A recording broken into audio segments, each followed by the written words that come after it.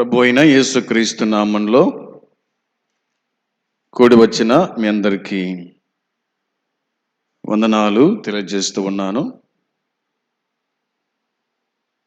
దేవుడు కనికరించి మరొక నూతన దినాన్ని ప్రభు మనకు సహాయం చేశాడు. ఈ దినము ఈ సమయము చూడలేక ఎందరో ఈ లోకాన్ని ముగించుకొని వెళ్ళిపోయిన వారు ఉన్నారు. మనం బతుకున్నామంటే అది దేవుని కృప అన్నది దేవుని వాక్యం మనకు జ్ఞాపకం చేస్తూ ఉంది. ఈ దినమున యెషయా గ్రంథం 63వ అధ్యాయం, యెషయా గ్రంథం 63వ అధ్యాయము 7, 8, 9 వచనాలు. ఈ 3 వచనాలు మనం చదివి కొంత మట్టుకు ధ్యానము చేసుకుందాం. యెహోవా మనకు చేసిన వాటన్నిటిని బట్టి యెహోవా కృపాతిశయమును, యెహోవా స్తోత్రములను గానము చేతును, తన వాత్సల్యమును బట్టి కృపా బాహుల్యమును బట్టి ఇశ్రాయేలు యొక్క వంశస్థులకు ఆయన చూపిన మహాకనికరమును నేను ప్రకటన చేసేదను. వారు నా జనులనియు అబద్ధములాడనేరని పిల్లలనియు అనుకొని ఆయన వారికి రక్షకుడు ఆయను. వారి యావత్తు బాధలో ఆయన బాధ నొందెను. ఆయన సన్నిధి దూత వారిని రక్షించెను. ప్రేమ చేతను తాళిమి చేతను వారిని విమోచించెను. పూర్వ దినములన్నిటను ఆయన వారిని ఎత్తుకొనుచు మోసుకొనుచు వచ్చెను. దేవుని సహాయం కోసమై ప్రార్థన చేద్దాం. ప్రేమగల తండ్రి, పరలోకమందున్న మా దేవ, నీ పాదములకు నాయన వందనాలు, స్తోత్రాలు, కృతజ్ఞతాస్తుతులు చెల్లిస్తూ ఉన్నాం. నీ దయ సంకల్పాన్ని బట్టి మాత్రమే మేము ఈ దినము ఈ సమయము చూడగలిగినాం. నీ దయ లేకపోతే, నీ కృప లేకపోతే మేము ఈ దినము చూసే వాళ్ళం కాదు. ప్రభువా, నీ సన్నిధి మాకు ఇచ్చారు, వందనాలు, స్తోత్రం చెల్లిస్తూ ఉన్నాను. నీ వాక్యం కోసమై ఎదురు చూస్తున్న నీ బిడ్డలను దీవించి ఆశీర్వదించండి. కూడి వచ్చిన వారిని కూడా కాపాడుతండి, జ్ఞాపకం చేసుకోండి. చదవబడిన లేఖన భాగం దీవించి ఆశీర్వదించండి. మాకైతే అర్థం కాని విషయాలు నీవే మాకు మంచి జ్ఞానము, ఆలోచన, తెలివి, బుద్ధి అనుగ్రహించండి. నరపుత్రుడా, చక్కగా నిలబడు, నేను నీతో మాట్లాడతాను చెప్పిన దేవుడు, నువ్వు మాతో మాట్లాడే దేవుడు. మేము వినే ప్రజలం సమృద్ధిగా నీ వాక్య భాగము విని మా హృదయాలు సరిచేసుకొని సర్దిద్దుకొని నీ రాజ్యం చేరే కృప దయచేయమని, ఈ బలహీనుని బలపరచుమని యేసయ్య నామంలో ప్రార్థన చేస్తున్నాము తండ్రి, ఆమేన్. దేవునికి స్తోత్రం కలుగును గాక. సోదరి సోదరులారా, యెషయా గ్రంథం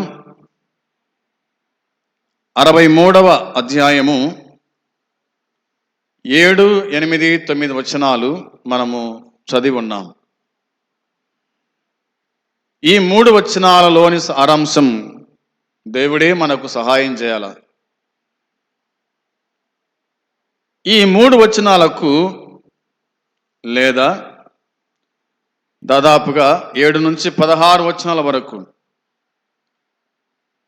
యెహోవాను స్తుతించుట అనే మాట కనిపిస్తుంది.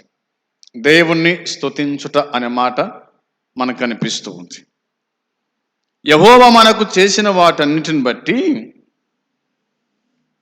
యెహోవా కృపాతిశయమును యెహోవా స్తోత్రములను గానము చేతును అని అన్నాడు. మనకు చేసిన వాటన్నిటిని బట్టి దేవుడు మనకేం చేశాడు? మనకు చేసిన వాటన్నిటిని బట్టి అనే పదం ఇందులో మనకు కనిపిస్తుంది. దేవుడు మనకు చాలా చేసినాడు.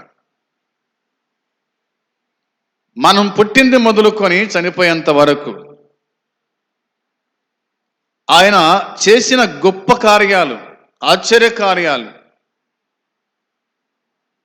చాలా అని మనము చెప్పుకోవాలి. అవి కంటికి కనిపించవు, చెవికి వినిపించవు, హృదయానికి గోచరం కావు. ఆయన ఆశ్చర్య కార్యాలు, అద్భుత కార్యాలు మన పట్ల చాలా జరిగించాడు అన్నది దేవుని వాక్యం మనకు గుర్తు చేస్తూ ఉంది. అందుకనే కీర్తనకారుడు దావీదు అంటాడు, ఆయన చేసిన ఉపకారములలో దేనిని మరొకడి అనే మాట ఉంది. నా ప్రాణమా యెహోవా చేసిన ఉపకారములలో దేన్ని మర్చిపోవద్దు అన్నాడు. ఆయన చేసిన వాటన్నిటిని బట్టి యెహోవా కృపాతిశయమును, యెహోవా కృపాతిశయమును, యెహోవా స్తోత్రములను గానము చేయండి. గానము చేయండి, స్తుతి కీర్తనలు పాడండి, దేవుని స్తుతించండి, దేవుని జ్ఞాపకం చేసుకోండి, దేవుని ఆరాధించండి. మీలో ఎవరికైనా సంతోషం కలిగిన వాడి కీర్తనలు పాడాలి అని దేవుని వాక్యము చెప్తున్నట్టుగా ఈ మాట మనకు జ్ఞాపకం చేస్తుంది. అంత మాత్రం కాకుండా తన వాత్సల్యమును బట్టి, కృపా బాహుల్యమును బట్టి ఇశ్రాయేలు యొక్క వంశస్థులకు ఆయన చూపిన మహాకనికరమును నేను ప్రకటన చేసేదను అని దేవుని వాక్యం మనకు గుర్తు చేస్తూ ఉంది. తన వాత్సల్యమును బట్టి ఆయన మన పట్ల చూపిన కృపాతిశయము, వాత్సల్యం.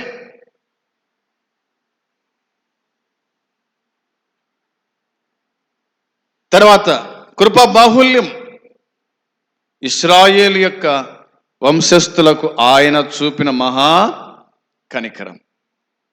ఇశ్రాయేలు వంశస్థులకు ఆయన చూపిన మహా కనికరం.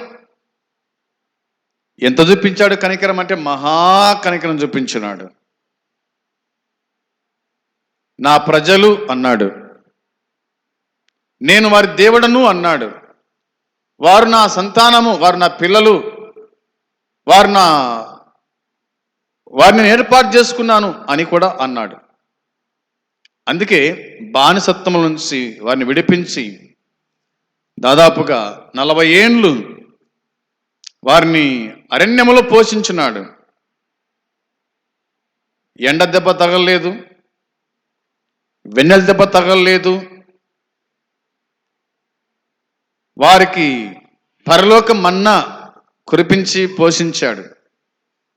బండలో నుంచి నీళ్లు రప్పించి దాహం తీర్చినాడు. వారి కాళ్ళు వాయలేదు, వారి చెప్పుల వారు కూడా తెగిపోలేదు. వారిని దేవుడు తన అరచేతుల్లో మోసాడు అన్నది దేవుని వాక్యం గుర్తు చేస్తూ ఉంది. అందుకే ఇశ్రాయేలు యొక్క వంశస్థులకు ఆయన చూపిన మహాకనికరం, మహాకనికరం, మహాకనికరం చూపించినాడు.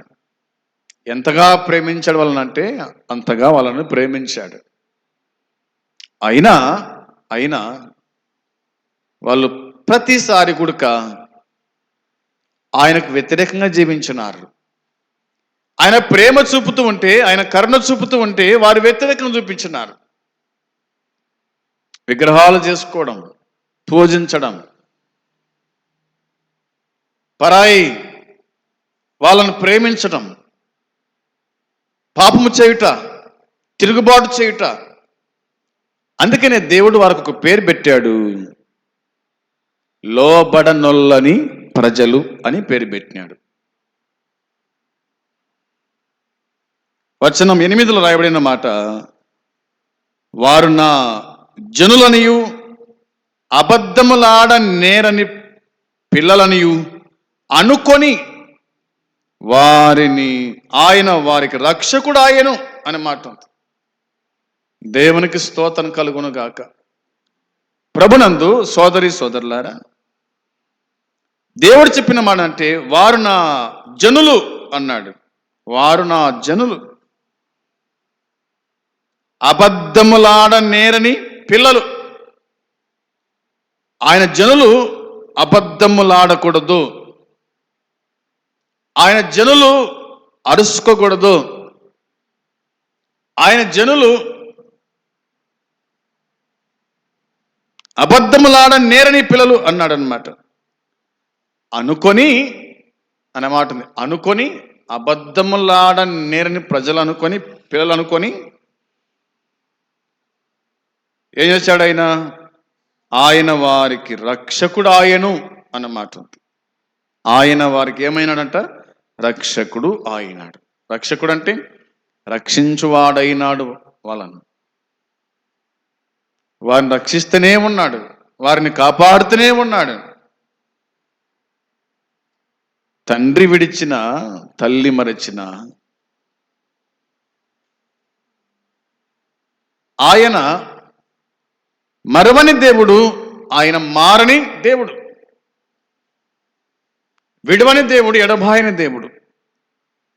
అందుకే వారికి రక్షకుడు ఆయను అనే మాట కనిపిస్తుంది. ఇక దేవుని వాక్యం చెప్తున్న మాట ఏమిటంటే 9వ వచనంలో, వారి యావత్ బాధలో ఆయన బాధ నొందెను, ఆయన సన్నిధి దూత వారిని రక్షించెను, ప్రేమ చేతను తాలిమి చేతను వారిని విమోచించెను, పూర్వ దినములన్నిటను ఆయన వారిని ఎత్తుకొనుచు మోసుకొనుచు వచ్చెను అని దేవుని వాక్యం చెబుతూ ఉంది. ఈ 9వ వచనంలో మనకు 4 మాటలు కనిపిస్తాయి. ఆ 4 మాటలు ఏమిటంటే, 1వదిగా వారి యావత్తు బాధలో ఆయన బాధ నొందెను అన్నమాట. ఆయన బాధ నొందినాడు. ఇశ్రాయేలు ప్రజలు ఆయనను బాధించినారంట. వారి యావత్తు బాధలో ఆయన బాధ నొందినాడు. ఇలా దేవుడు అంటాడేమో,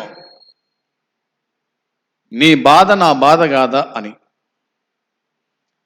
మనకు దెబ్బ తగిలితే ఆయనకు తగిలినట్టు, మనకు అనారోగ్యత ఉంటే ఆయన గుడక అనారోగ్యతనే ఉన్నట్టే. మనము ఈ భూమి మీద ఎన్ని బాధలు కలిగి ఉన్నామో అన్ని గుడక ఆయన కలిగి ఉన్నాడు అన్నది మనకు అర్థమవుతుంది కదా. అందుకే వాక్యం చెప్తున్న మాట, వారి యావత్తు బాధలో ఆయన బాధ నొందెను అన్నమాట ఉంది. ఆయన కూడా బాధ నొందినాడు. ఎంత బాధ నొందినాడు ఆయన అంటే 53వ అధ్యాయంలో మనం చూస్తాం. 53వ అధ్యాయంలో ఆయన లేత మొక్క వలె పెరిగినాడు. ఆ తర్వాత ఇక మన కోసమై, మనందరి కోసమై కదా 12వ వచనం వరకు గుడక ఇదంతా గుడక ఆయన మన నిమిత్తమై పొందినటువంటి బాధలు, దాహము, అన్యాయపు తీర్పు, ఇవన్నీ కూడా మనకు కనిపిస్తాయి. 53వ అధ్యాయంలో మనం చూస్తాం. ఆయన బాధ నొందెను, యావత్ బాధలో బాధ నొందినాడు.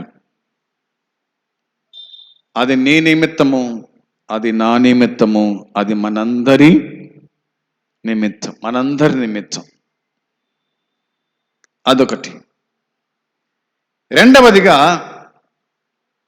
మనకు కనిపిస్తున్న మాట ఏమిటంటే, ఆయన సన్నిధి దూత వారిని రక్షించెను. ఆయన సన్నిధి దూత వారిని రక్షించాడు.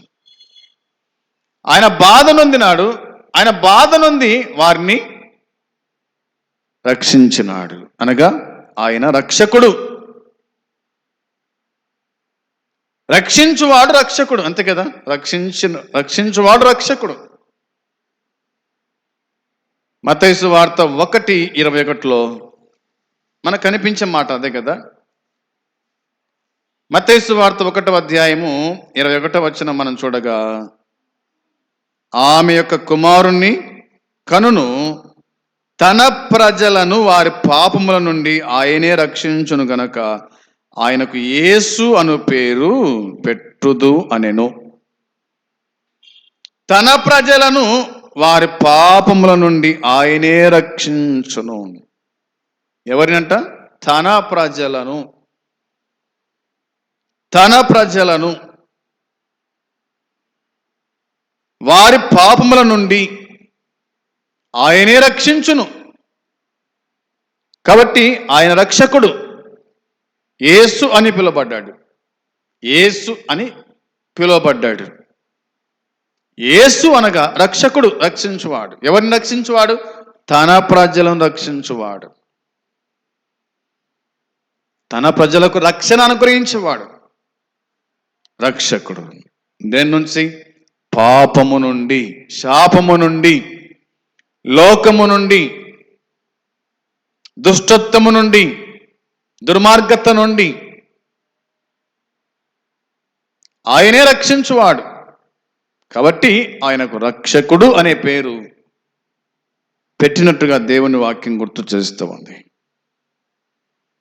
ఆయన వారిని రక్షించినాడు, ఆయన మనల్ని కూడా రక్షించినాడు. వారికి రక్షకుడు, మనకు రక్షకుడు. ఆయన మనకు రక్షకుడు. మనల్ని రక్షించడానికి ఆయన శిలువ సహించినాడు. తన సొత్తుగా చేసుకోవడానికి రక్తం కార్చినాడు.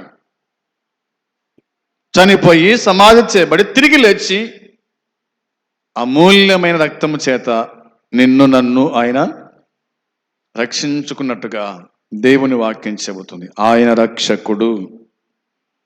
అవునా? ఆయన రక్షకుడు అనే మాట బైబిల్ మనకు చెబుతుంది.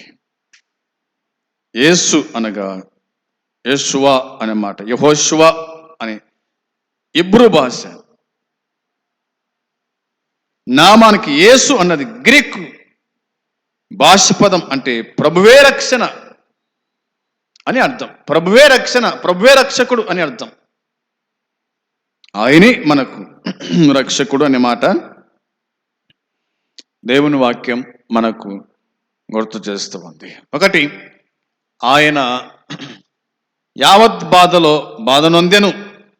రెండవదిగా, ఆయన సన్నిధి దూత వారిని రక్షించెను అన్న మాట ఉంది. మూడవదిగా మనం ఆలోచన చేస్తే, ఆయన విమోచించినాడు ప్రేమ చేత, తాళిమి చేత. ఎలా విమోచించాడంట ఆయన మనల్ని? వారిని, ఇశ్రాయేలు ప్రజలను ప్రేమ చూపించి, తాళిమి చూపించి వారిని విమోచించినాడు. ప్రేమ ఒక వ్యక్తిని విమోచిస్తూ ఉంది. విమోచన అనగా విడుదల, సాతాను నుండి విడుదల, పాపము నుండి విడుదల, లోకము నుండి విడుదల, మరణము నుండి విడుదల. విమోచన అనగా ప్రేమ చేత, తాళిమి చేతను వారిని విమోచించను అని దేవుని వాక్యం మనకు గుర్తు చేస్తూ ఉంది. ఎలా విమోచించాడంట? ఎలా విమోచించాడంట? ప్రేమ చేత, తాళిమి చేత అనే మాట కనిపిస్తుంది. ప్రేమతో, కనికరముతో అనే మాట ఉంది. తాళిమి అంటే కనికరము అని అర్థం. తాళిమి అంటే కనికరము అని అర్థం. కాబట్టి కనికరముతో వారిని విడిపించినాడు, విమోచించినాడు, విడుదల చేశాడు అని దేవుని వాక్యం మనకు గుర్తు చేస్తూ ఉంది. విమోచన అనే మాట. మత్తయి సువార్త 20:28లో, మత్తయి సువార్త 20వ అధ్యాయము 28వ వచనాన్ని మనము చూస్తే మనకు తెలిసిన వాక్య భాగమే జ్ఞాపకం చేస్తున్నట్ల, అలాగే మనుష్య కుమారుడు పరిచారము చేయించుకొనుటకు రాలేదు గాని పరిచారము చేయుటకును అనేకులకు ప్రతిగా విమోచన క్రయధనముగా తన ప్రాణమిచ్చుటకు వచ్చాను అనే మాట కనిపిస్తుంది. ఎందుకు వచ్చాడు? యేసుక్రీస్తు ప్రభు ఎందుకు వచ్చినాడు ఈ భూమి మీదకి? పరిచారము చేయించుకోవడానికి కాదు, పరిచర్య చేయడానికి వచ్చినాడు. ఎవరైనా సృష్టికర్త, ఎవరైనా రాజులకు రాజు, దేవతలకు దేవుడు, ఈ భూమిని కలగజేసిన వాడు, ఆకాశము కలగజేసిన వాడు, వాయుమండలాన్ని కలగజేసిన వాడు, సముద్రాన్ని, సూర్యుని, చంద్రుని, నక్షత్రాలను కలగజేసినటువంటి దేవుడు. అయితే మనము ఆయనకు పరిచర్య చేయాలి కానీ ఆయనే మనకు పరిచర్య చేశాడు. అదే వాక్యం చెప్తున్నమాట.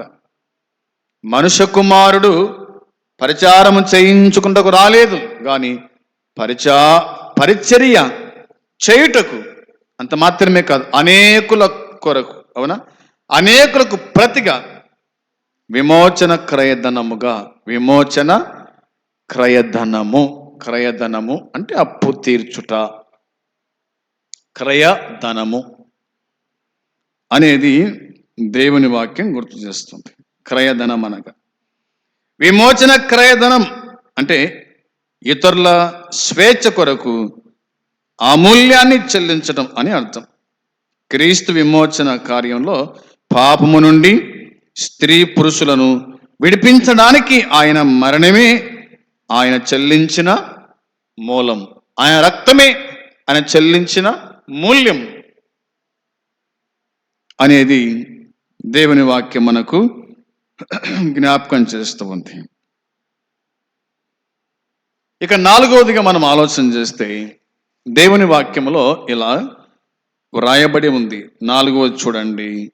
ఆయన వారిని ఎత్తుకొనుచు మోసుకొనుచు వచ్చెను అని దేవుని వాక్యం చెబుతుంది. ఆయన వారిని ఎత్తుకొని మోసుకొని వచ్చినాడు. ఎత్తుకొని మోసుకుంటూ వచ్చినాడు. మన పిల్లలు మనం ఎత్తుకొని మోసినాం. ఒక తండ్రిగా, ఒక తల్లిగా, అవునా, తల్లి తన పిల్లలను మోస్తూ ఉంది, ఎత్తుకుంటుంది. తండ్రి కూడా తన పిల్లలు మోస్తాడు, ఎత్తుకుంటాడు. ఆ విధంగా తన ప్రజలైన ఇశ్రాయేలులను ఆయన ఎత్తుకున్నాడంట. ఆయన ఎత్తుకున్నాడు, మోసాడు. ఎత్తుకోవడం వేరు, మోయడం వేరు. ఎత్తుకోవడం అంటే ఎత్తుకుంటాం, మోయడం అంటే ఇక్కడ నుంచి వెళ్ళిపోవడం.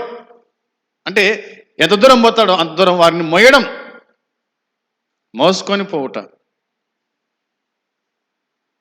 ఆయన మోసుకొని పోయినాడు.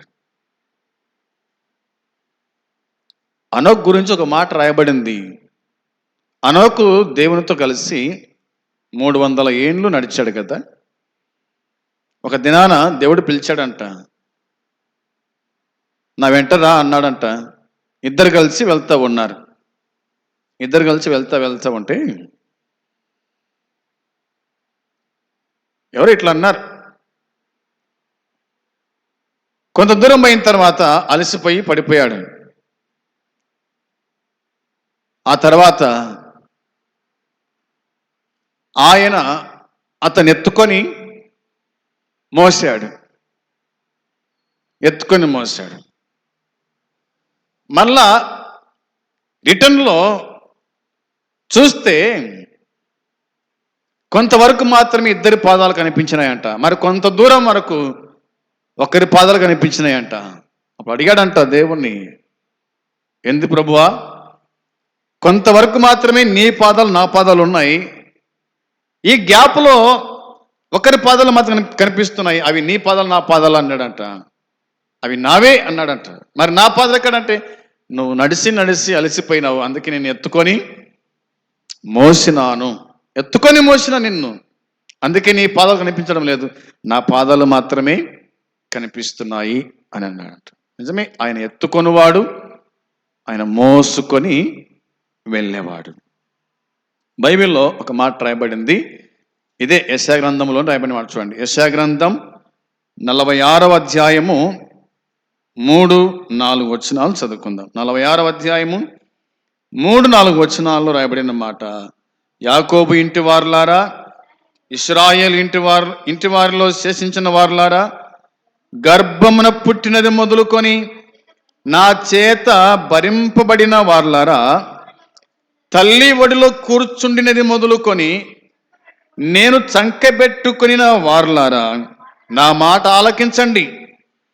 ముదిమి వచ్చు వరకు నిన్ను ఎత్తుకొని వాడను నేనే, తల వెంట్రుకలు నెరియు వరకు నిన్ను ఎత్తుకొని వాడను నేనే, నేనే చేసి ఉన్నాను, చంకబెట్టుకొని వాడను నేనే, నిన్నెత్తుకొనుచు రక్షించువాడు నేనే. బా, ఎంత మంచి మాట దేవుడు ఇశ్రాయేలు ప్రజలతో మాట్లాడుతూ ఉన్నాడు. ఇశ్రాయేలీయులారా అన్నాడా? యాకోబు ఇంటి వారులారా అన్నాడు. ఎవరు వీళ్ళు? యాకోబు ఇంటి వాళ్ళు, యాకోబు ఇంటి వాళ్ళు. ఇశ్రాయేలు ఇంటి వారిలో శేషించిన వారులారా అంటే బతికిన వారులారా, ఇశ్రాయేలు ఇంటిలో శేషించిన వారులారా, గర్భమున పుట్టినది మొదలుకొని నా చేత భరింపబడిన వారులారా, తల్లి ఒడిలో కూర్చుండేది మొదలుకొని నేను చంకబెట్టుకుని వారులారా, నా మాట ఆలకించండి. నేను నిన్ను కన్నాను, అవునా? గర్భమున పుట్టినది మొదలుకొని, నువ్వు గర్భంలోంచి పుట్టినది మొదలుకొని, తల్లి ఒడిలో కూర్చుండేది మొదలుకొని నిన్ను చంకబెట్టుకుని వారలారా. ఆయన మనల్ని చంకబెట్టుకున్నట, ఇశ్రాయేలు ప్రజలను ఆయన సంకకేసుకొని మోసాడు అని దేవుని వాక్యం. నా మాట ఆలకించండి అంటూ అన్నాడు. ముదిమి వచ్చు వరకు నిన్నెత్తుకొని వాడును నేనే. ఏ తల్లైనా మోస్తుందా ముదిమి వరకు కొడుకులను? ఏ తండ్రైనా మోస్తాడా ముదిమి వరకు తన పిల్లలను? మొయ్యలేం, చేత కాదు. ఎంతవరకు ఎత్తుకోవాలనో అంతవరకు ఎత్తుకుంటాం, అవునా? ఎంతవరకు మొయ్యాలనో అంతవరకు మోస్తాం, అంతే. వాడు నడక నేర్చుకున్న తర్వాత వాడు నడుస్తాడు. నడక నేర్పే వరకే మన బాధ్యత, ఆ తర్వాత వాడి నడుస్తాడు. కానీ దేవుడు అట కాదు. ఎట్లా అంటంగా?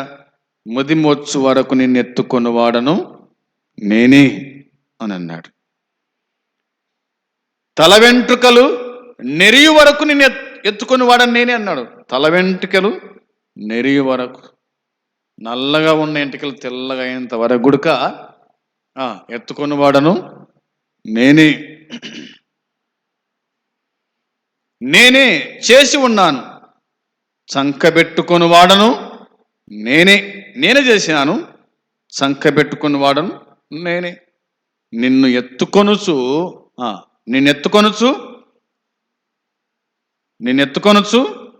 రక్షించువాడను నేనే, నిన్నెత్తుకొనుచు రక్షించువాడను నేనే. ఆయన ఎత్తుకునేవాడు, రక్షించువాడు. ఆయన చేతుల నుంచి ఎవడైనా మనల్ని తీసుకుంటాడా? అవునా? ఆయన ఎద్దకొచ్చి మనల్ని మోసగించేవాడు, దొంగిలేవాడు, మన మీద చేయి వేసేవారు ఎవరైనా ఉన్నారా? లేరు. తన పిల్లలను ఆ విధంగా ఆయన కాపాడుకున్నాడు. ఎలా కాపాడాడు? కంటికి రెప్పలా కాపాడినాడు. కొడుకును కొట్టాలంటే తండ్రిని దాటి రావాలా? అదేవిధంగా పరమందున్న దేవుడు నిన్ను నన్ను ప్రతిదినము ఆయన కాపాడుతూ ఉన్నాడు.